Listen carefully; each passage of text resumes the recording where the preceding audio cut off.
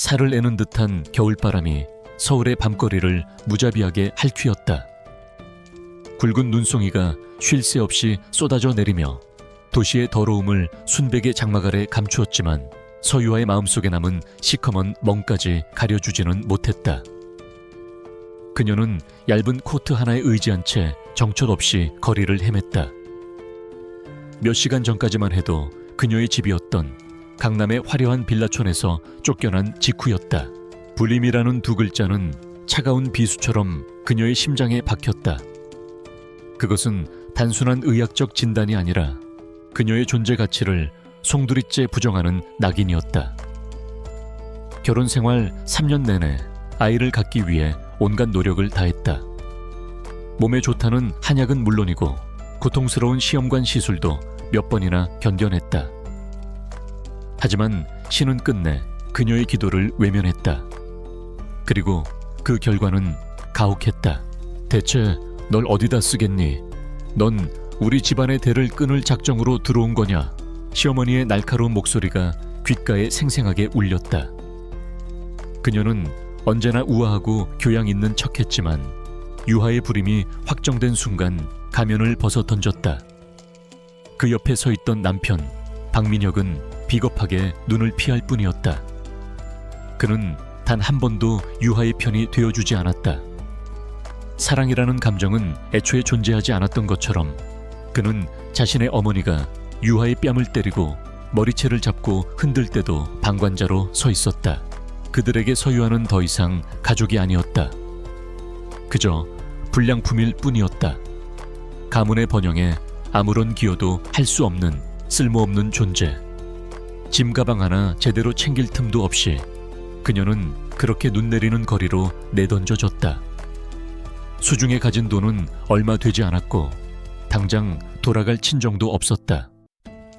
몇 년 전 부모님은 사고로 돌아가셨고 하나뿐인 동생은 먼 지방에서 자신의 가정을 꾸리고 있었다. 이런 비참한 모습을 보이고 싶지 않았다. 발걸음은 점점 무거워졌다. 눈물은 이미 오래전에 얼어붙어 더 이상 나오지도 않았다. 공허한 눈으로 화려한 상점의 불빛을 바라보았다. 쇼윈도 안에는 행복해 보이는 가족들의 마네킹이 연말 분위기를 연출하고 있었다. 아빠와 엄마, 그리고 그들 사이에서 웃고 있는 아이. 유아는 심장이 조각나는 듯한 고통에 눈을 감았다. 왜 자신에게만 이런 시련이 닥치는 걸까? 그저 남들처럼 평범한 가정을 꾸리고 아이를 낳아 사랑으로 키우고 싶었을 뿐인데 그때였다. 어디선가 희미하게, 아주 희미하게 아기 울음소리가 들려왔다. 처음에는 환청이라고 생각했다. 절망이 만들어낸 헛된 소리일 거라고. 하지만 울음소리는 끊어지지 않고 계속해서 귓전을 파고들었다. 소리는 어둡고 지저분한 골목 안쪽에서 들려오는 듯했다. 유아는 잠시 망설였다. 지금 자신의 처지에 남을 돌아볼 여유 따위는 없었다. 하지만 아기의 울음소리는 마치 자신을 부르는 것처럼 애처롭게 이어졌다.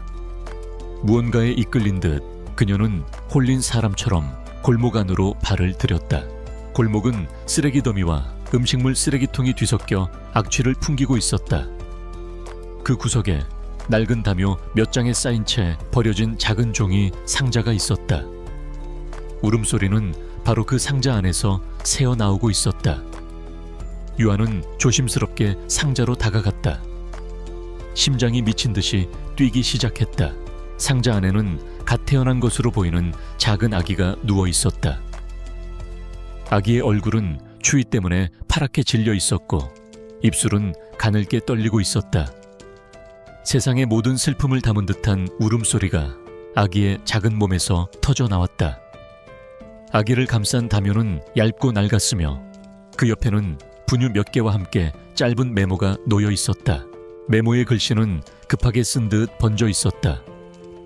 유아는 순간 숨을 멈췄다. 어떻게 이런 짓을 할 수 있을까? 이토록 작고 무력한 생명을 이 차가운 골목에 버려두고 갈 수 있단 말인가? 분노가 치밀어 올랐지만 이내 그 분노는 깊은 슬픔으로 바뀌었다. 아기의 파리한 얼굴 위로 자신의 처지가 겹쳐 보였다. 세상으로부터 버려졌다는 것, 쓸모없다고 여겨졌다는 것. 아기는 자신과 같은 운명이었다. 유아는 상자 옆에 쭈그려 앉아 한참 동안 아기를 바라보았다. 어떻게 해야 할까? 경찰에 신고해야 할까? 아니면 근처 보육원에 데려다 줘야 할까? 그게 옳은 일일 것이다. 상식적인 판단이었다. 하지만 발이 떨어지지 않았다. 아기의 울음소리가 점점 약해지는 것을 느끼자 덜컥 겁이 났다. 이대로 두면 이 작은 생명은 곧 꺼져버릴 것이다. 아기가 갑자기 울음을 그치고 작은 손을 허공으로 뻗었다. 그리고 그 작은 손가락이 유아의 차가운 손등에 닿았다. 아주 작고 따뜻한 온기였다. 그 순간 유아의 얼어붙었던 심장 한 구석이 녹아내리는 것 같았다. 아이는 자신을 버린 세상이 원망스러울 텐데도 처음으로 만난 타인의 손길을 필사적으로 붙잡고 있었다. 살고 싶다고 온몸으로 외치고 있었다. 유아의 눈에서 뜨거운 눈물이 뺨을 타고 흘러내렸다. 자신을 위해 흘리지 못했던 눈물이었다. 그녀는 더 이상 망설이지 않았다. 입고 있던 코트를 벗어 아기를 감쌌다. 자신의 천이라도 나누어 주어야 했다. 그리고는 조심스럽게 세상에서 가장 소중한 보물을 다루듯 아기를 품에 안았다. 괜찮아, 아가야. 이제 괜찮아. 누구에게 하는 말인지 모를 위로를 속삭이며 그녀는 골목을 빠져나왔다. 아기는 그녀의 품이 따뜻했는지 이내 칭얼거림을 멈추고 새근새근 잠이 들었다. 아기의 고른 숨소리를 느끼며 유아는 텅 비었던 가슴에 무언가 따뜻한 것이 차오르는 것을 느꼈다. 세상은 그녀에게서 모든 것을 앗아갔다고 생각했다. 가족, 사랑, 미래에 대한 희망까지도. 하지만 바로 그 절망의 끝에서 그녀는 새로운 생명을 만났다. 자신처럼 버려진, 그러나 누구보다 소중한 생명을. 그녀는 아기를 안고 다시 걷기 시작했다. 이제는 더 이상 정처 없는 걸음이 아니었다. 목적지가 생겼다. 일단 몸을 누일 곳을 찾아야 했다. 그리고 이 아기를 먹이고 입히고 지켜줘야 했다. 갑자기 어깨가 무거워졌지만 이상하게도 마음은 깃털처럼 가벼워졌다. 유아는 잠든 아기의 뺨에 조심스럽게 입을 맞췄다. 그리고 이름을 지어주었다. 한결, 내 이름은 이제부터 한결이야. 언제나 변치 않는 소나무처럼 굳세고 한결같은 사람이 되렴. 그녀는 앞으로의 삶이 얼마나 험난할지 알 수 없었다. 당장 내일의 끼니를 걱정해야 하는 처지였다. 하지만 두렵지 않았다. 품에 안긴 이 작은 생명이 그녀에게 살아갈 이유를 주었기 때문이다. 불임이라는 낙인 때문에 쓸모없는 존재가 되었다고 생각했지만 이제 그녀는 세상에서 가장 중요한 사람이 되었다. 한 아이의 엄마가 된 것이다. 하늘에서는 여전히 눈이 내리고 있었다. 하지만 더 이상 춥게 느껴지지 않았다. 서유하는 가슴에 품은 작은 온기를 지키며 새벽의 희미한 빛이 비추기 시작하는 도시의 거리를 묵묵히 걸어갔다. 그것은 절망의 끝에서 시작된 기적 같은 새 출발이었다. 그날 밤에 혹독했던 눈보라가 거짓말이었던 것처럼 5년의 시간은 따스한 햇살처럼 흘러갔다. 서유아와 한결의 보금자리는 서울의 번잡한 동네 한 구석에 위치한 낡은 옥탑방이었다. 여름에는 찜통처럼 더웠고 겨울에는 외풍이 스며들었지만 두 사람에게는 세상 그 어떤 호화로운 저택보다 아늑하고 소중한 공간이었다.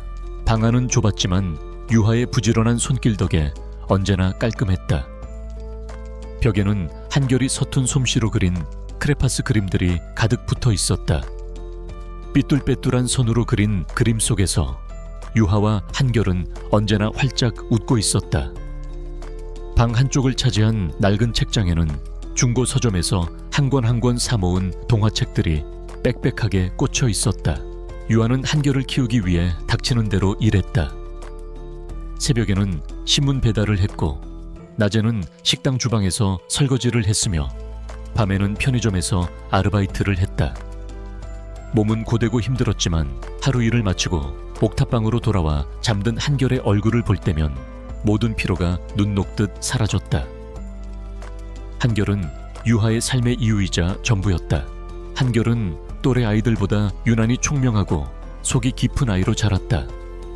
엄마가 자신을 위해 얼마나 고생하는지를 어린 나이에도 어렴풋이 알고 있는 듯 단 한 번도 투정을 부리거나 무언가를 사달라고 조른 적이 없었다. 오히려 작은 손으로 유하의 어깨를 주무르며 엄마, 힘들지?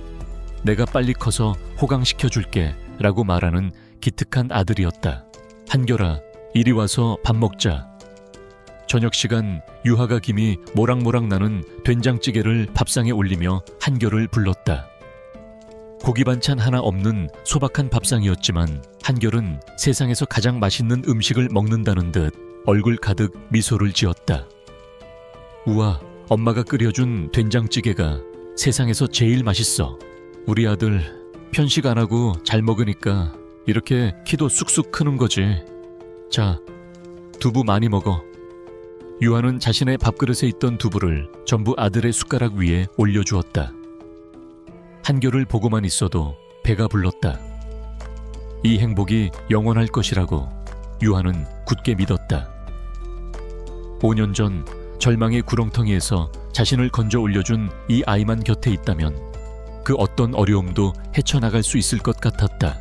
하지만 운명은 그들의 소박한 행복을 시기라도 하는 듯 다시 한번 잔인한 얼굴을 드러내기 시작했다. 언제나 에너지가 넘치던 한결이 눈에 띄게 시무룩해진 것은 몇 주 전부터였다. 유치원에서 돌아오면 금방 지쳐 잠이 들었고 좋아하던 그림 그리기에도 흥미를 잃었다. 가끔은 코피를 쏟기도 했다. 유아는 그저 아이가 성장하면서 겪는 자연스러운 과정이거나 환절기 감기 때문일 거라고 대수롭지 않게 넘겼다. 어떻게든 병원비를 아껴야 하는 형편이기도 했다. 그날도 유아는 편의점 야간 아르바이트를 마치고 새벽녘에 집으로 돌아왔다. 곤히 잠든 한결의 이마를 짚어보니 미열이 있었다. 해열제를 먹이고 젖은 수건으로 몸을 닦아주며 밤새 곁을 지켰다. 다행히 아침이 되자 열은 내렸지만 한결의 얼굴은 유난히 창백해 보였다. 엄마, 나 오늘 유치원 가기 싫어. 그냥 엄마랑 같이 있고 싶어. 한결이 힘없는 목소리로 말했다. 유치원을 세상에서 가장 좋아하는 아이였기에 유하의 마음속에 불길한 예감이 싹 텄다. 그래, 오늘 하루는 푹 쉬자. 엄마가 맛있는 거 해줄게. 유하는 애써 웃으며 한결의 머리를 쓰다듬었다. 하지만 그날 오후 끔찍한 일이 벌어지고 말았다. 잠시 화장실에 다녀온 유하는 거실에 쓰러져 있는 한결을 발견했다. 아이는 의식을 잃은 채 미동도 하지 않았다. 한결아, 정신 차려. 한결아. 유하의 비명소리가 좁은 옥탑방을 가득 메웠다. 그녀는 미친 듯이 아이를 업고 계단을 뛰어내려가 택시를 잡았다. 병원으로 가는 내내 그녀의 손은 덜덜 떨리고 있었다. 제발, 제발 아무 일도 아니기를. 신이시여, 제발 제게서 이 아이마저 앗아가지 말아주세요. 대학병원 응급실은 전쟁터와도 같았다. 한결은 곧바로 응급처치를 받기 시작했고 유아는 하얀 병원 복도에 홀로 남아 초조하게 기다려야만 했다. 시간은 지독하게 느리게 흘러갔다. 1분 1초가 영원처럼 느껴졌다. 몇 시간이 지났을까? 의사가 굳은 표정으로 그녀에게 다가왔다. 한결이 보호자분 되시죠? 정밀 검사를 진행해봐야 정확히 알겠지만 상태가 좋지 않습니다. 급성 백혈병이나 재생불량성 빈혈이 의심됩니다. 의사의 말 한마디가 망치처럼 유하의 머리를 내리쳤다. 백혈병, 재생불량성 빈혈, 드라마에서나 듣던 병명이었다. 세상이 빙글빙글 도는 것 같았다. 그 후 며칠간 한결은 온갖 고통스러운 검사를 받아야 했다. 그리고 마침내 최종 진단이 내려졌다. 매우 드문 형태의 중증 재생불량성 빈혈입니다. 담당 의사는 침통한 표정으로 차트를 넘기며 설명했다. 골수가 더 이상 정상적인 혈액세포를 만들어내지 못하는 병입니다. 현재로서는 골수 이식이 유일한 치료법입니다. 골수 이식이요? 그럼 이식만 받으면 살 수 있는 건가요? 유하는 희망의 끈을 놓지 않으려는 듯 다급하게 물었다. 의사는 안타까운 눈빛으로 그녀를 바라보며 말을 이었다. 문제는 조직적 합성 항원, 즉 HLA 타입이 일치하는 기증자를 찾아야 한다는 겁니다. 부모나 형제자매의 경우 일치할 확률이 가장 높습니다. 우선 어머님부터 검사를 진행해 보시죠. 그 순간 유하의 세상이 무너져 내렸다. 온몸의 피가 차갑게 식는 것 같았다. 지난 5년간 애써 잊고 살았던, 그러나 단 한순간도 완전히 떨쳐내지는 못했던 진실이 날카로운 칼날이 되어 그녀의 심장을 찔렀다. 나는 한결이의 친엄마가 아니야. 그녀는 한결이를 살릴 수 없었다. 이 세상에서 한결이를 가장 사랑한다고 자부했지만 정작 아이의 생명이 경각에 달린 이 순간 자신은 아무것도 해줄 수 없는 무력한 존재일 뿐이었다. 저는 유하의 입술이 파르르 떨렸다. 차마 진실을 말할 수가 없었다. 의사는 그녀의 표정을 보고 무언가 잘못되었음을 직감했다. 어머님, 제가 그 아이의 친엄마가 아닙니다. 간신히 뱉어낸 말은 그녀 자신의 귀에도 낯설게 들렸다. 의사의 얼굴에 당혹스러운 기색이 스쳐 지나갔다. 병원 복도의 소음이 갑자기 멀게만 느껴졌다. 오직 의사의 다음 말만이 유하의 귓속을 파고들었다. 그렇다면 아이의 친부모를 찾아야만 합니다. 시간이 없습니다. 유하는 비틀거리며 진료실을 나왔다. 중환자실 유리창 너머로 각종 의료기기에 둘러싸여 잠든 한결의 모습이 보였다. 창백한 얼굴, 가늘게 내쉬는 숨. 5년 전 눈 내리는 골목에서 처음 만났을 때처럼 작고 위태로워 보였다. 안 돼. 이렇게 널 잃을 수는 없어. 절망감이 온몸을 휘감았지만 그녀는 주저앉을 수 없었다. 한결을 위해서라도 정신을 차려야 했다. 친부모를 찾아야 한다. 어디에 있는지도 누구인지도 모르는 그들을. 유하는 집으로 돌아와 낡은 장롱 깊숙한 곳에 보관해 두었던 작은 상자를 꺼냈다. 상자 안에는 5년 전 한결이 쌓여있던 낡은 담요가 들어있었다. 고급스러운 소재에 한쪽 구석에는 작은 이니셜이 수놓아져 있었다. 그것이 유일한 단서였다. 그녀는 담요를 부서져라 움켜쥐었다. 원망스러웠다. 어떻게 자식을 버릴 수 있었는지, 지난 5년간 어떻게 단 한 번도 아이를 찾지 않았는지. 하지만 이제 그들을 원망할 시간조차 없었다. 그들을 찾아야만 했다. 무슨 수를 써서라도. 유하의 눈에서 뜨거운 눈물이 쏟아졌다. 그것은 슬픔의 눈물이자 결의의 눈물이었다. 그녀는 자신의 모든 것을 걸고서라도 한결을 지켜내야만 했다. 한결의 병명이 확진된 후 서유아의 시간은 2개로 쪼개졌다.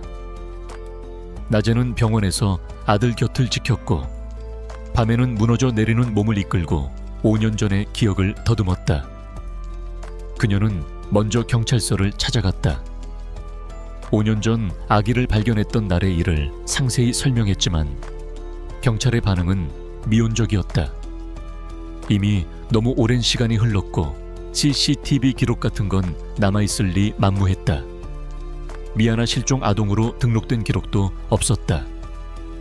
그저 영아 유기 사건으로 종결된 수많은 미제 사건 중 하나일 뿐이었다.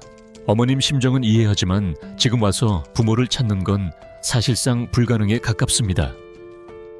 경찰의 현실적인 말은 비수처럼 날아와 유하의 가슴에 박혔다. 그녀는 포기하지 않았다. 아기를 발견했던 골목 주변의 보육원, 미혼모 시설, 주민센터를 샅샅이 뒤지고 다녔다. 하지만 5년이라는 세월은 모든 흔적을 지워버린 뒤였다. 사람들은 그녀를 딱하게 쳐다보거나 혹은 귀찮다는 듯 손사래를 쳤다. 시간은 속절없이 흘러갔고 한결의 상태는 조금씩 나빠졌다. 감염을 막기 위해 무균실로 옮겨진 아이는 하루가 다르게 야위어 갔다. 유리창 너머로 아들을 지켜보는 유하의 심장은 새카맣게 타들어갔다. 절망이 거대한 파도처럼 그녀를 덮치려 할 때마다 유하는 한결이 처음 자신의 손가락을 잡아주던 순간을 떠올렸다. 그 작고 따뜻했던 온기가 그녀를 다시 일으켜 세웠다.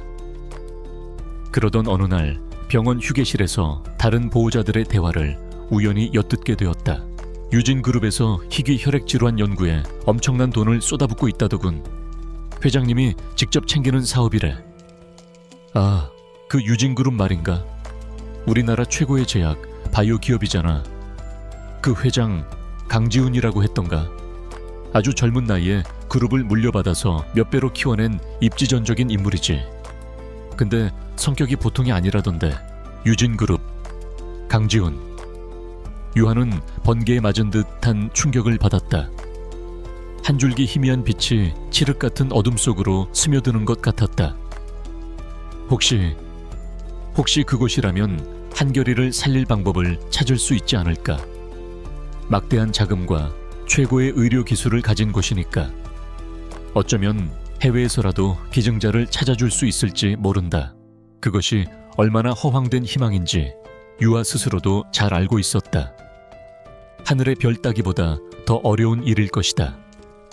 하지만 지푸라기라도 잡고 싶은 심정이었다. 그녀는 뜬 눈으로 밤을 새워 강지훈이라는 인물에 대해 조사했다.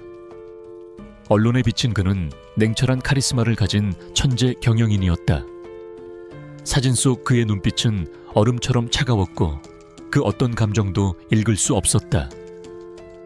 사생활은 철저히 베일에 쌓여 있었지만 과거에 개인적인 비극을 겪었다는 식의 루머가 간간히 보일 뿐이었다. 두려움이 엄습했다. 저런 사람을 만나서 자신의 사정을 이야기한들 과연 들어주기나 할까? 문전박대가 불보듯 뻔했다. 하지만 유리창 너머로 힘겹게 숨을 쉬고 있는 한결의 얼굴이 떠오르자 두려움은 간절함으로 바뀌었다. 엄마는 강했다. 아들을 위해서라면 악마에게 영혼이라도 팔 수 있었다. 다음 날 유하는 가장 깨끗한 옷으로 갈아입고 강남의 중심부에 우뚝 솟은 유진그룹 본사 빌딩으로 향했다. 하늘을 찌를 듯한 마천눈은 그녀가 사는 세상과는 완전히 다른 차원의 공간처럼 보였다. 위압적인 건물 앞에서 한참을 망설이던 그녀는 한결의 진단서와 낡은 담요가 든 가방을 고쳐 맨 뒤 굳은 결심을 하고 안으로 들어갔다. 무슨 일로 오셨습니까? 예상대로 그녀는 1층 안내 데스크에서부터 가로막혔다. 강지훈 회장님을 뵙고 싶습니다. 제 아들이 지금 생명이 위독합니다. 제발 한 번만 만나게 해주세요. 유하는 울음을 참으며 간절히 애원했다. 하지만 안내 직원은 무표정한 얼굴로 고개를 저었다. 회장님은 사전 약속 없이는 절대 만나실 수 없습니다.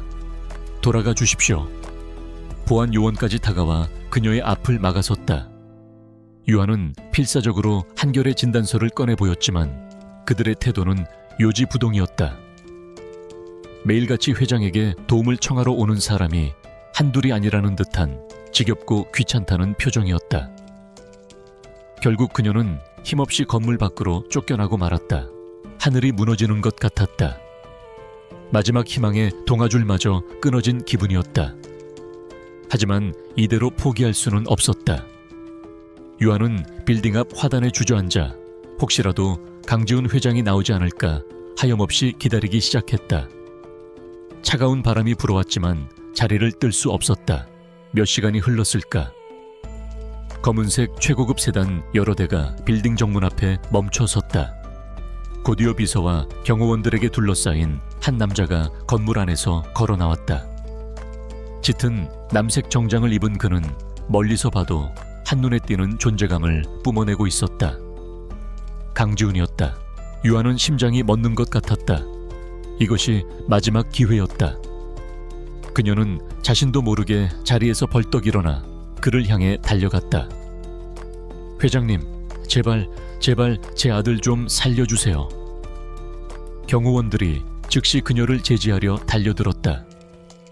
강지훈은 갑작스러운 소란에 불쾌한 듯 미간을 찌푸렸지만 그녀에게 눈길조차 주지 않았다. 그에게 유아는 길가의 돌멩이와 다를 바 없는 존재였다. 뭐 하는 거야? 빨리 치우지 않고. 그의 차가운 목소리가 경호원들을 재촉했다. 경호원들이 유아의 팔을 거칠게 잡아끄는 순간 그녀가 필사적으로 끌어안고 있던 가방이 바닥으로 떨어졌다. 가방이 열리면서 안에 있던 서류들이 와르르 쏟아져 나왔다. 그리고 그 중에서 낡고 빛바랜 담요가 스르르 펼쳐지며 강지훈의 구두 끝에 닿았다. 차에 올라타려던 강지훈의 움직임이 그 순간 거짓말처럼 멈췄다. 그의 시선이 바닥에 펼쳐진 담요에 고정되었다. 부드러운 캐시미어 소재, 그리고 한쪽 귀퉁이에 수놓아진 작고 독특한 문양, 그리고 그 옆에 이니셜 SJ. 강지훈의 얼음장 같던 표정에 아주 미세한 균열이 일어났다. 그의 동공이 찰나의 순간 흔들렸다.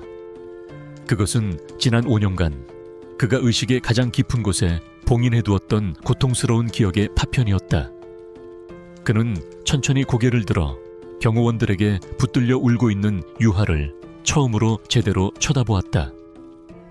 그리고 바람에 흩날리는 서류 위에서 창백한 얼굴로 웃고 있는 5살 아이의 사진을 보았다. 머릿속에서 수만 가지 생각들이 뒤엉켰다. 설마, 그럴 리가 없어. 그는 순식간에 표정을 갈무리했다.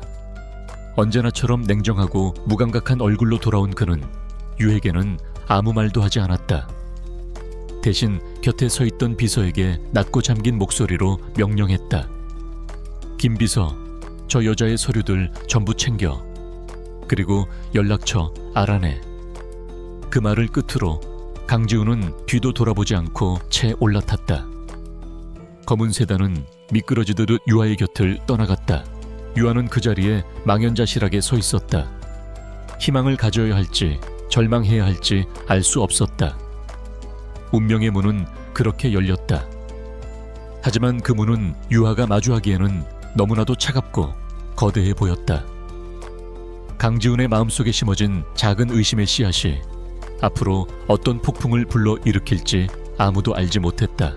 강지훈이 떠난 후에도 서유아는 한참 동안 그 자리에 서 있었다. 그의 마지막 말이 귓가에 맴돌았지만 그것이 희망인지 아니면 더 큰 절망의 시작인지 가늠할 수 없었다.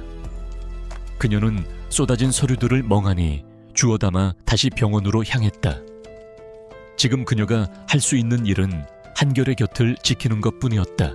한편 유진그룹 본사 최상층에 위치한 회장실은 숨막히는 침묵에 잠겨 있었다. 강지훈은 거대한 통유리창 앞에 서서 서울의 야경을 내려다보고 있었다. 그의 손에는 서유에게서 빼앗다시피 가져온 낡은 담요가 들려 있었다. 손끝으로 익숙한 감촉과 귀퉁이에 이니셜 SJ를 더듬는 그의 눈빛은 지독한 고통과 그리움으로 흔들리고 있었다. 서진, 박서진, 5년 전 그의 삶을 송두리째 앗아간 이름이었다. 박서진은 강지훈이 그의 인생에서 유일하게 사랑했던 여자였다. 집안의 반대를 무릅쓰고 미래를 약속했던 사이 그녀는 그의 아이를 임신했었다. 하지만 행복은 너무나도 짧았다. 만삭의 몸으로 그를 만나러 오던 길에 그녀는 빗길 교통사고로 허망하게 세상을 떠났다. 뱃속의 아이와 함께 그날 이후 강지훈의 시간은 멈췄다. 그는 자신을 감정 없는 기계로 만들었다. 오직 일에만 몰두하며 그룹을 키워나갔다. 그것만이 끔찍한 죄책감과 상실감을 잊을 수 있는 유일한 방법이었다. 그런데 오늘 죽은 줄로만 알았던 과거의 흔적이 눈앞에 나타났다. 회장님, 알아봤습니다. 김 비서가 조심스럽게 사무실로 들어와 서류 봉투를 내밀었다. 서유하라는 여자, 5년 전 남편과 이혼하고 혼자 아이를 키워왔다고 합니다. 아이 이름은 서한결, 올해 5살. 서류상으로는 미혼모의 아들로 되어 있습니다. 그리고 아이가 태어난 시점은 회장님께서 사고 소식을 접하셨던 그 주와 거의 일치합니다. 강지우는 말없이 서류를 받아들었다. 그 안에는 서유아와 한결에 지난 5년간의 삶이 빼곡히 기록되어 있었다. 옥탑방, 수많은 아르바이트, 그리고 병원 진단서. 마지막 장에 있는 한결의 사진을 보는 순간 그의 심장이 쿵 하고 내려앉았다. 자신을 희미하게 닮은 듯한 아이의 얼굴, 그리고 그 아이를 끌어안고 웃고 있는 서유아의 모습. 더 자세히 알아봐 5년 전 그 사고. 뭔가 석연치 않은 점이 있었어. 서진이의 시신을 내가 직접 확인하지 못했어. 당시 그는 충격으로 실신했고 모든 장례 절차는 서진의 부모가 알아서 처리했다. 그들은 처음부터 지훈을 탐탁지 않게 여겼다. 지훈은 그저 비통함에 빠져 모든 것을 놓아버렸다. 이제 와 생각하니 의심스러운 구석이 한두 가지가 아니었다. 그의 지시가 떨어지기가 무섭게 유진그룹의 정보팀이 움직이기 시작했다. 과거의 기록들이 수면 위로 떠올랐다. 같은 시각 병원에서는 한결의 상태가 급격히 나빠지고 있었다. 약물 치료에 더 이상 반응하지 않았고 면역력이 바닥까지 떨어져 작은 감염에도 목숨이 위태로운 상황이었다. 이대로는 안 됩니다. 당장 국립장기조직혈액관리 간호S에 긴급 요청해서라도 기증자를 찾아야 합니다. 시간이 정말 없습니다. 담당 의사는 초조한 얼굴로 유에게 말했다. 마지막 희망이었다. 유아는 피가 마르는 심정으로 동의서에 서명했다. 한결의 유전자 정보가 전국의 데이터베이스로 전송되었다. 수백만 분의 1, 기적에 가까운 확률에 모든 것을 걸어야 했다. 결과는 놀라웠다. 하루 만에 연락이 왔다. 기적입니다. 한결이와 HLA 타입이 100% 일치하는 기증자를 찾았습니다. 의사의 흥분된 목소리에 유아는 제 귀를 의심했다. 온몸에 전율이 흘렀다. 정말인가요? 정말이에요, 선생님. 네, 정말입니다. 지금 기증자에게 연락을 취하고 있습니다. 곧바로 이식 수술을 준비해야 합니다. 유아는 그 자리에 주저앉아 감사의 눈물을 흘렸다. 신이시여, 감사합니다. 우리 한결이를 버리지 않으셨군요. 그리고 유진그룹 회장실. 강지우는 막힌 비서로부터 5년 전 사고의 진실에 대한 보고를 받고 있었다. 박서진 씨의 부모가 회장님을 속였습니다. 당시 사고는 경미한 수준이었고 박서진 씨는 무사히 아이를 출산했습니다. 하지만 그들은 두 분의 관계를 반대했기 때문에 아이를 먼 친척집에 보내버리고 회장님께는 아이와 산모 모두 사망했다고 거짓말을 한 겁니다. 강지훈의 주먹이 부들부들 떨렸다. 분노가 머리끝까지 치밀어 올랐다. 그 아이가 바로... 그의 말이 차에 끝나기도 전에 책상 위의 전화가 날카롭게 울렸다. 국립장기조직혈액관리원에서 걸려온 전화였다. 강지훈 씨 되십니까? 몇 년 전 유진그룹에서 단체로 기증희망 등록을 하셨던 기록이 있습니다. 지금 강지훈 씨의 골수가 절실히 필요한 어린 환자가 있습니다. 강지훈은 순간 아무 말도 할 수 없었다. 세상의 모든 퍼즐 조각이 한순간에 맞춰지는 듯한 충격. 김 비서가 보고한 내용과 데이터베이스의 기적적인 일치, 그리고 서유아라는 여자와 서한결이라는 아이. 그 아이 이름이 뭡니까? 떨리는 목소리로 묻자 수화기 너머에서 대답이 들려왔다. 서한결, 5살 남자아이입니다. 전화기를 떨어뜨릴 뻔했다. 심장이 거대한 망치로 얻어맞은 듯 울렸다. 내 아들, 죽은 줄로만 알았던 내 아들이 살아있었다. 그리고 지금 죽어가고 있었다. 자신만이 살릴 수 있는 상황이었다. 강지훈은 지체할 시간이 없었다. 그는 재킷을 집어들고 사무실을 뛰쳐나갔다. 병원으로 간다. 최대한 빨리. 차가 서울의 거리를 질주하는 동안 그의 머릿속은 혼돈 그 자체였다. 아들을 버린 서진의 부모에 대한 분노, 아들이 살아있다는 사실에 대한 환희, 그리고 아들을 알아보지 못하고 고통 속에 방치했다는 끔찍한 죄책감이 뒤엉켜 그를 집어삼킬 듯했다. 병원에 도착한 그는 곧장 무균실로 향했다. 유리창 너머로 수많은 링거줄을 매단 채 힘겹게 누워있는 작은 아이가 보였다. 자신의 핏줄, 자신의 아들, 그리고 그 옆을 초췌한 얼굴로 지키고 있는 서유아가 보였다. 그 순간 유아도 복도를 향해 달려오는 강지훈을 발견했다. 그의 얼굴에 서린 폭풍 같은 감정을 본 유아의 심장이 철렁 내려앉았다. 그녀는 직감적으로 무언가 엄청난 일이 벌어졌음을 깨달았다. 강지훈은 유리창을 사이에 두고 한결에게서 눈을 떼지 못한 채 유아를 향해 돌아섰다. 그의 목소리는 분노와 슬픔으로 갈라져 나왔다. 당신 대체 누구야? 왜 내 아들이 당신과 함께 있는 거지? 유아의 세상이 산산조각 났다. 내 아들이라는 그 한마디가 그녀의 모든 것을 파괴했다. 기증자를 찾았다는 기쁨은 순식간에 사라지고 인생 최대의 공포가 그녀를 덮쳤다. 이 남자가 한결이의 친아버지였다. 그리고 그는 모든 것을 알아버렸다. 강지훈의 한마디는 법원의 판결보다 더 무겁게 서유아의 삶을 내리쳤다. 지난 5년간 애지중지 키워온 아들이 사실은 눈앞에 이 남자의 아이였다. 기증자를 찾았다는 기적같은 기쁨은 순식간에 재가 되어 흩날렸고 그 자리에는 아들을 빼앗길지도 모른다는 끔찍한 공포가 들어섰다. 무슨 말씀이신지 유아는 간신히 목소리를 쥐어짰지만 그마저도 심하게 떨리고 있었다. 강지훈은 그런 그녀를 경멸과 분노가 뒤섞인 눈으로 쏘아보았다. 그의 머릿속은 온통 배신감으로 가득 차 있었다. 그는 유아가 모든 것을 알고도 의도적으로 자신에게 접근했다고 믿어 의심치 않았다. 5년 전 서진의 부모가 그를 속였듯 이 여자도 돈을 노리고 자신의 아들을 이용한 파렴치한이라고 단정했다. 내 아들을 5년 동안이나 숨겨놓고 이제 와서 시치미를 뗄 생각인가? 당신 같은 여자들의 속셈 내가 모를 줄 알아? 아니에요. 전 정말 몰랐어요. 전 그냥 버려진 아이를 주었을 뿐이에요. 유아는 필사적으로 항변했지만 죄책감과 분노의 눈이 먼 강지훈에게는 그저 변명으로밖에 들리지 않았다. 그는 더 이상 유아와 말을 섞고 싶지 않다는 듯 곧바로 행동에 나섰다.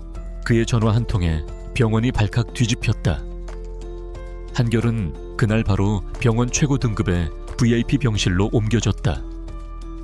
국내 최고의 아동 혈액 종양내과 전문의들로 구성된 특별팀이 꾸려졌고 수천만 원에 달하는 병원비는 유진그룹의 이름으로 일시불 결제되었다. 강지훈은 돈과 권력으로 자신이 할 수 있는 모든 것을 보여주었다. 그는 유에게서 한결의 삶에 대한 통제권을 완벽하게 빼앗아오고 있었다. 유아는 한순간에 아들의 보호자에서 면회객 신세로 전락했다. 강지훈이 고용한 경호원들이 병실 앞을 지켰고 그녀는 정해진 시간에만 아들을 만날 수 있었다. 푹신한 침대, 값비싼 장난감으로 가득 찬 화려한 병실은 그녀의 초라한 옥탑방과 극명한 대조를 이루었다. 강지훈은 마치 보란듯이 유아가 한결에게 줄 수 없었던 모든 것을 채워 넣었다. 유아가 줄 수 있는 것은 오직 5년간의 사랑과 추억뿐이었지만 그것은 지금 너무나도 무력해 보였다. 며칠 후 강지훈이 보낸 변호사가 유아를 찾아왔다. 최고급 양복을 입은 변호사는 감정 없는 목소리로 서류 봉투를 내밀었다. 강지훈 회장님의 뜻입니다. 이 안에 있는 합의서에 서명하시면 서유아 씨의 남은 인생을 보장할 충분한 액수의 돈을 받으실 수 있습니다. 양육권과 친권을 모두 포기하고 두 사람의 인생에서 영원히 사라져주는 조건입니다. 유아의 눈앞에 수표 한 장이 놓였다. 그녀가 평생 만져볼 수도 없을 만큼 거대한 액수였다. 변호사는 회유와 협박을 이어갔다. 만약 거절하신다면 저희는 서유아 씨를 아동 유인 및 공갈미수 혐의로 고소할 겁니다. 유진그룹의 법무팀을 상대로 당신이 이길 확률은 없습니다. 현명하게 판단하십시오. 그 순간 유아는 잠시 흔들렸다.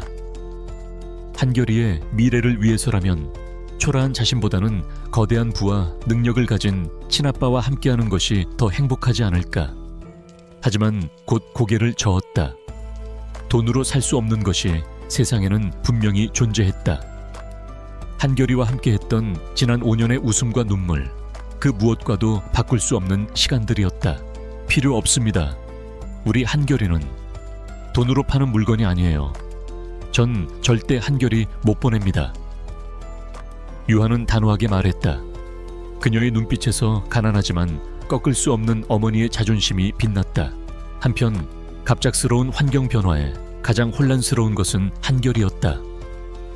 낯설고 넓은 병실에서 눈을 뜬 아이는 매일같이 찾아와 값비싼 장난감을 안겨주는 강지훈을 무서워했다.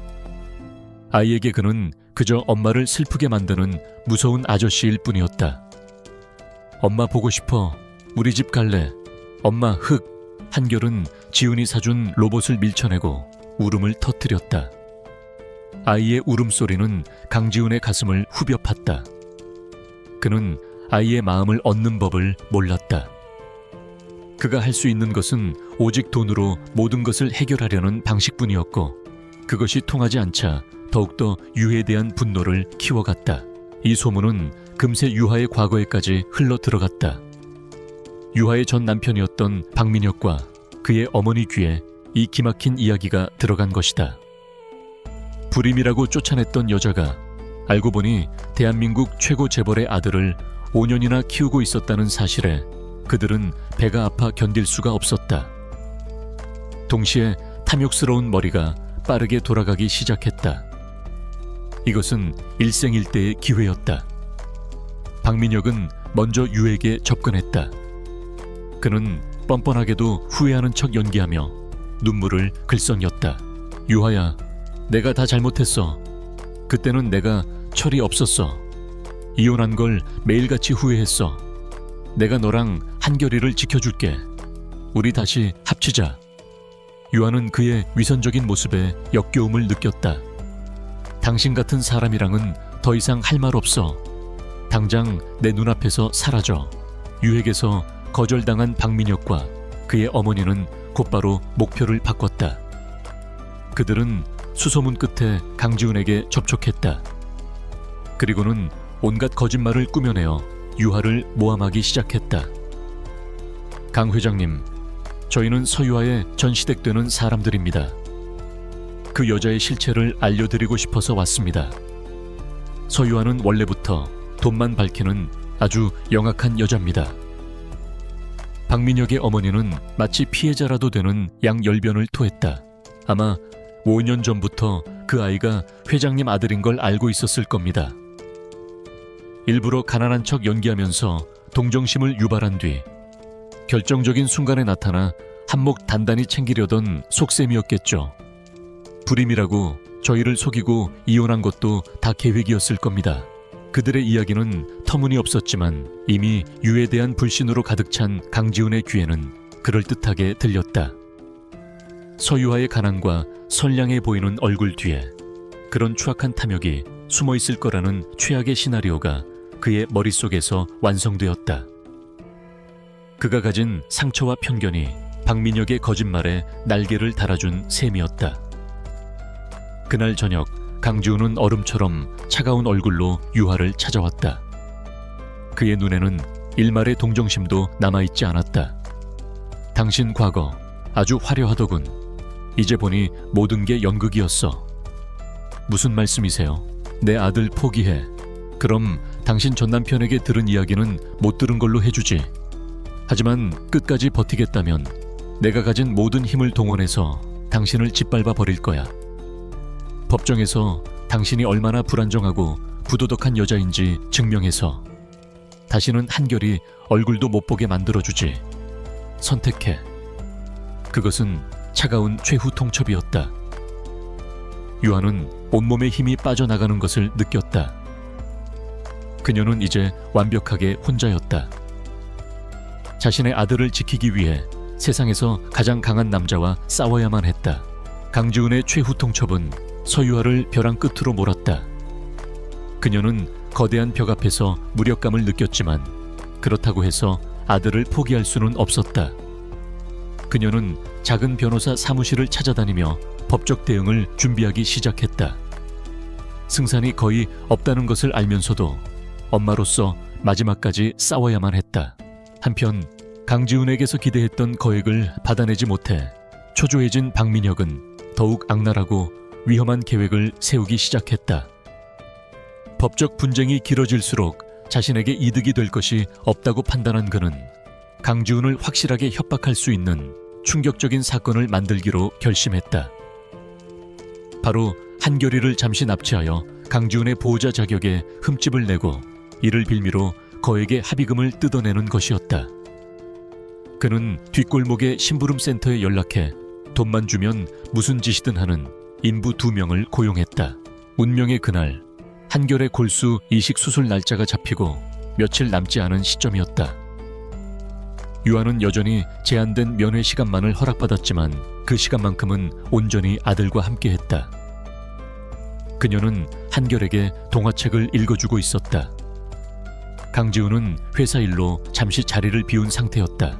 바로 그 순간이었다. 병원 복도에서 갑자기 화재 경보기가 요란하게 울리기 시작했다. 불이야 하는 외침과 함께 사람들이 비상구로 몰려나갔고 병실을 지키던 경호원들도 순간적으로 당황하여 상황을 파악하기 위해 복도로 뛰쳐나갔다. 모든 것이 박민혁이 꾸민 계략이었다. 경호원들이 자리를 비운 찰나의 순간 의사 가운을 입은 낯선 남자 2명이 병실 문을 열고 들어왔다. 그들의 눈빛은 의사의 것이 아니었다. 탐욕과 폭력성으로 번뜩이고 있었다. 누구세요? 유아가 경계하며 묻자 그들은 대답 대신 한결의 침대로 달려들었다. 아이를 납치하려는 의도가 분명했다. 유아의 머릿속이 하얘졌다. 생각할 틈도 없이 그녀의 몸이 먼저 반응했다. 안 돼! 유아는 비명을 지르며 남자에게 달려들어 팔을 물어뜯었다. 가냘픈 그녀의 저항은 남자에게 아무런 타격도 주지 못했다. 남자는 귀찮다는 듯 그녀를 강하게 밀쳤다. 유아는 벽에 머리를 부딪히며 쓰러졌다. 하지만 그녀는 포기하지 않았다. 아들을 지켜야 한다는 본능이 그녀의 온몸을 지배했다. 그녀는 비틀거리며 일어나 다시 남자에게 매달렸다. 다른 남자가 한결을 침대에서 억지로 끌어내려 하자 유아는 그의 다리를 붙잡고 늘어졌다. 제발, 제발 우리 아들 건드리지 마세요. 차라리 날 죽여요. 그녀는 울부짖으며 발버둥 쳤다. 남자는 욕설을 내뱉으며 유아의 팔을 뿌리쳤다. 그 과정에서 그녀의 팔이 날카로운 침대 모서리에 긁혀 깊은 상처를 입고 피가 흘러내렸다. 하지만 유아는 아픔을 느낄 겨를도 없이 다시 몸을 던져 한결을 감싸 안았다. 그녀의 등 위로 남자의 주먹과 발길질이 무자비하게 쏟아졌다. 바로 그때 병실 문이 거칠게 열렸다. 소란을 보고받고 미친 듯이 달려온 강지훈이었다. 그의 눈에 들어온 것은 악몽 같은 광경이었다. 피를 흘리면서도 아들을 필사적으로 끌어안고 있는 서유아, 그리고 그녀를 향해 폭력을 휘두르는 괴한들. 이 개자식들이. 강지훈의 눈이 핏발로 가득 찼다. 그는 야수처럼 달려들어 괴한에게 주먹을 날렸다. 뒤따라온 경호원들이 순식간에 나머지 괴한을 제압했다. 상황은 금방 정리되었지만 강지훈은 그 자리에 얼어붙은 듯 서 있었다. 그의 시선은 온통 서유에게 고정되어 있었다. 돈을 노린 파렴치한 여자라고 생각했던 그녀가 자신의 목숨을 돌보지 않고 아들을 지키기 위해 만신창이가 되어 있었다. 그녀의 눈에서는 원초적인 모성애와 맹렬한 용기가 불타오르고 있었다. 돈으로는 절대 살 수 없는 숭고하고도 치열한 사랑이었다. 그 순간 강지훈의 마음을 지배하던 모든 오해와 편견이 산산조각 났다. 대신 그 자리에는 끔찍한 수치심과 죄책감이 파도처럼 밀려왔다. 그는 자신이 얼마나 어리석고 잔인했는지를 깨달았다. 괜찮아. 한결아, 엄마 여기 있어. 괜찮아. 유한은 떨리는 목소리로 아들을 달래며 자신을 내려다보는 강지훈을 경계의 눈빛으로 바라보았다. 강지훈은 천천히 그녀에게 다가갔다. 그리고는 서툴지만 진심이 담긴 손길로 자신의 재킷을 벗어 그녀의 어깨에 덮어주었다. 당신, 팔에서 피가... 그의 목소리가 희미하게 떨리고 있었다. 유하의 팔에 난 상처가 유독 그의 마음을 아프게 찔렀다. 조사는 신속하게 이루어졌다. 붙잡힌 괴한들은 금방 배후가 박민혁임을 실토했다. 강지훈의 분노는 극에 달했다. 단순히 아들을 위협한 것에 대한 분노가 아니었다. 그런 쓰레기 같은 인간의 말에 놀아나 서유아를 괴롭힌 자기 자신에 대한 혐오감이 더 컸다. 그날 이후 두 사람 사이에 차가운 벽이 허물어지기 시작했다. 강지훈은 더 이상 유아를 막지 않았다. 그녀는 밤낮으로 한결의 곁을 지켰다. 강지훈 역시 회사 일을 전부 미뤄두고 병실 소파에서 쪽잠을 자며 아들을 돌봤다.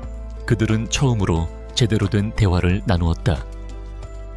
유아는 한결이 처음 엄마라고 불렀던 날의 이야기, 걸음마를 떼던 날, 유치원에서 처음 상장을 받아왔던 날의 이야기를 담담하게 들려주었다.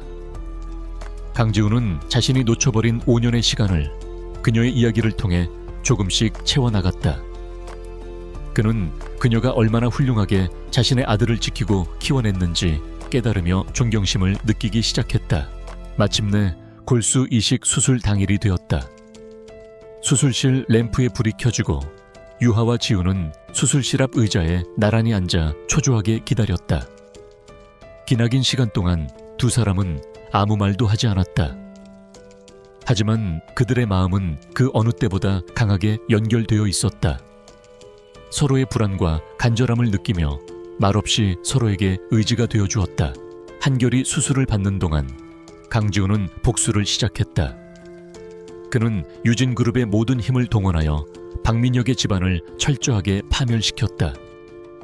탈세, 비자금, 주가 조작 등 그들이 저질러온 모든 비리가 세상에 폭로되었다. 강지훈은 자신의 가족을 건드린 자의 말로가 얼마나 비참한지를 똑똑히 보여주었다. 몇 시간이 흐른 후 수술실 문이 열리고 의사가 나왔다. 수술은 성공적으로 끝났습니다. 기증자와 환자 모두 안정적입니다. 그 한마디에 팽팽했던 긴장의 끈이 탁 끊어졌다. 유아는 다리에 힘이 풀려 주저앉으며 안도의 눈물을 흘렸다. 강지훈은 그런 그녀의 곁으로 다가가 조심스럽게 어깨를 부축해 일으켜 세웠다. 두 사람의 눈이 마주쳤다. 모든 오해와 증오가 사라진 자리에는 함께 가장 큰 위기를 극복해낸 동지애와 그 이상의 감정이 싹트고 있었다. 고맙소. 강지훈이 진심을 담아 말했다. 한결이를 지켜줘서 모든 것에 대해 고맙소. 유아는 눈물 젖은 얼굴로 희미하게 미소 지었다. 그것은 아직 사랑의 고백은 아니었지만 두 개의 심장이 마침내 하나의 박동으로 울리기 시작했음을 알리는 분명한 사랑의 시작이었다. 시간은 상처를 치유하고 사랑은 그 자리에 새살을 돋게 했다. 한결의 골수 이식 수술이 성공적으로 끝난 후 병실에는 따스한 희망의 공기가 감돌았다. 한결은 놀라운 속도로 회복하기 시작했다. 아이의 창백했던 뺨에 서서히 혈색이 돌아왔고 꺼져가던 눈동자에는 다시 장난기 가득한 빛이 어렸다. 강지훈과 서유아의 관계도 새로운 국면을 맞았다. 그들은 더 이상 대립하는 관계가 아니었다.